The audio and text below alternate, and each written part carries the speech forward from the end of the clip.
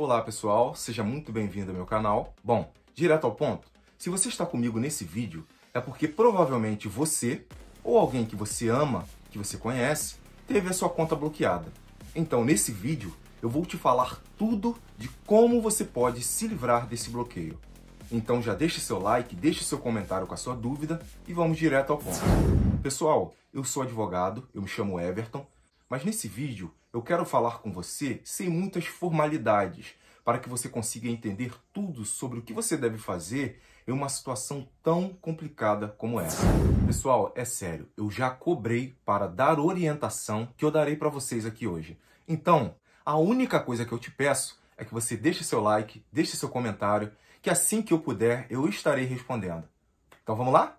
Direto ao ponto. Eu sei que ter a conta bloqueada é algo muito complicado e que gera em nós uma sensação de impotência, de insegurança, de ansiedade principalmente. E eu me lembro que há um tempo atrás, quantas pessoas me procuravam para tratar de questões referentes a bloqueio de conta bancária, eu até atendia normalmente, mas sem conseguir entender o que aquela pessoa estava sentindo. Até que um dia, pessoal, acredite se quiser, eu como advogado também atuo para diversas empresas. E aí, representando uma dessas empresas, eu precisei solicitar ao juiz que bloqueasse a conta de alguém, de uma pessoa, de determinada pessoa. E aí, ao solicitar esse bloqueio, eu coloquei ali os meus dados, o meu CPF, e solicitei que, caso aquele bloqueio fosse positivo, que o juiz determinasse a expedição de mandado de pagamento para a minha conta. E juntamente com essa informação, eu coloquei lá os meus dados e o número do meu CPF. Pois acredite se quiser, o juiz determinou o bloqueio da conta, porém, o CPF que cadastraram lá no Sisbajude para bloqueio de conta foi o meu. Ou seja, eu solicitei que bloqueassem a conta de um terceiro e acabei tendo a minha conta bloqueada. Obviamente, ao tentar sacar dinheiro, eu tomei conhecimento desse bloqueio e fiquei desesperado. Então hoje, quando alguém me procura dizendo que teve a conta bloqueada, eu entendo perfeitamente o que essa pessoa está sentindo. Então, se esse é o seu caso, fique calmo que nesse vídeo eu vou te explicar tudo. Justamente por entender que essa situação é desesperadora. Eu sei. Então vamos lá, direto ao ponto. A primeira coisa que você precisa entender é que o bloqueio de conta bancária é perfeitamente comum. É muito comum de acontecer. E ela se dá, geralmente, pela existência de dívidas.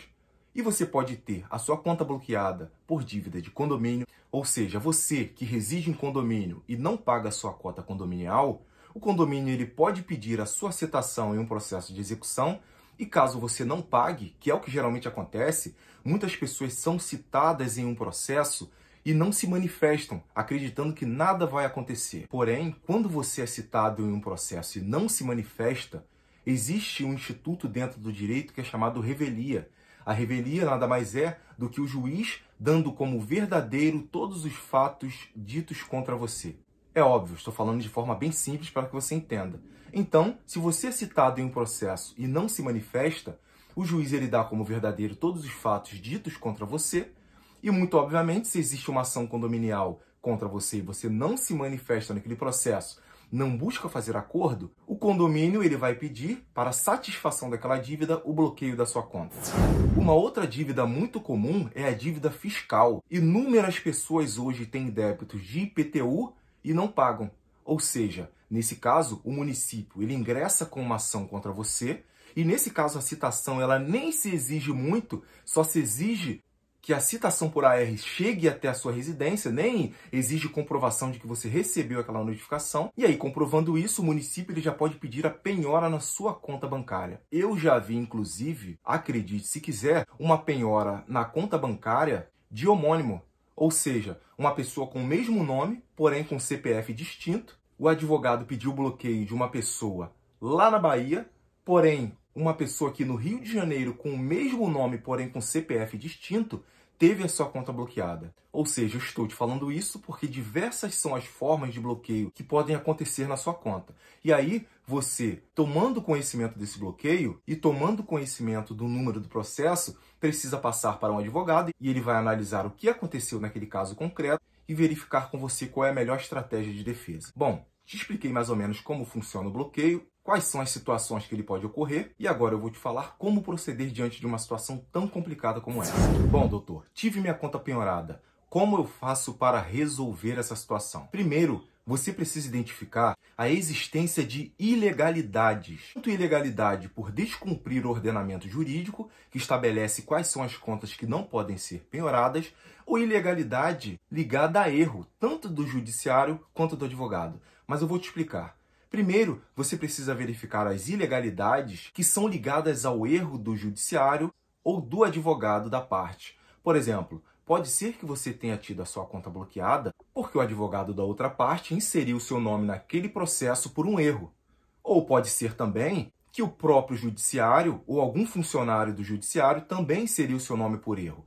Nessa situação, você precisa passar ao seu advogado para que verifique a existência de algum erro e, nesse caso, sendo verificada a existência desse erro, você precisa informar ao juiz pedindo para que ele corrija aquele erro e desbloqueie a sua conta. Bom, e nesse caso, sendo o erro do judiciário ou do advogado da parte contrária, você pode ingressar com uma ação de indenização por esse erro cometido.